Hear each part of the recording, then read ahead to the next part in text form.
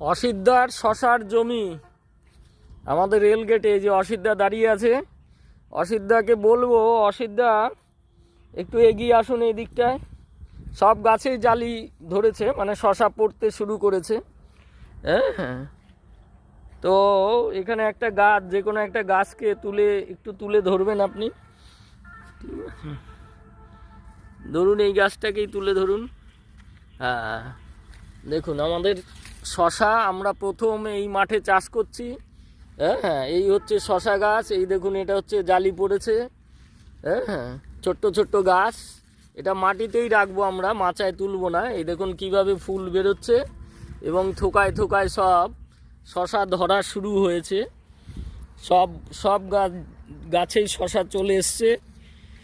সবাই ফলো রাখুন এবং অর্গানিকেই চাষ হচ্ছে। এই দেখুন শশা দেখতে পাচ্ছেন, এরকম প্রত্যেকটা ডগার ভেতরেই আছে। সমস্যা এখনও আছে, সমস্যা কাটিয়ে ওঠা যায়নি সব, কারণ এখনও সাদা মাছি, মাকড় এবং ভাইরাস তিনটেই আছে জমিতে। তার মধ্যে দিয়েই করছি, কারণ আমরা প্রথম থেকেই বলেছিলাম কলার জমি মানেই হচ্ছে ফাঙ্গালের ডিপো। সেই ফাঙ্গালটাকে প্রতিরোধ করে আমরা কাজ করছি। এটা কলার জমি ছিল, এখনও দেখতে পাচ্ছেন এই যে কলা গাছ। হ্যাঁ হ্যাঁ, এই দেখুন শশা ধরে গেছে। ও লাভলি। অসিদ্ধা দেখেন, 1 2 3 4, একটা ডগায় 4টে, এবং মাথায় যে শশাগুলো আসবে না, এই দেখুন মাথায় এই যে দেখাচ্ছি তো, দেখুন এখানে মিনিমাম 10টা শশা হবে এখানে।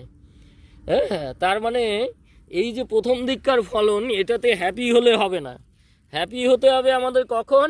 যখন একটা জয়েন্ট থেকে 3টে 4টে 5টা 6টা শশা বেরোবে।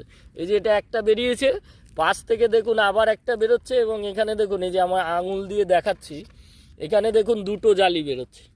হ্যাঁ, এবার এখান থেকে 2টো বেরোবে, এখান থেকে 2টো, প্রত্যেক জয়েন্টে মিনিমাম 2টো করে শশা আসবে।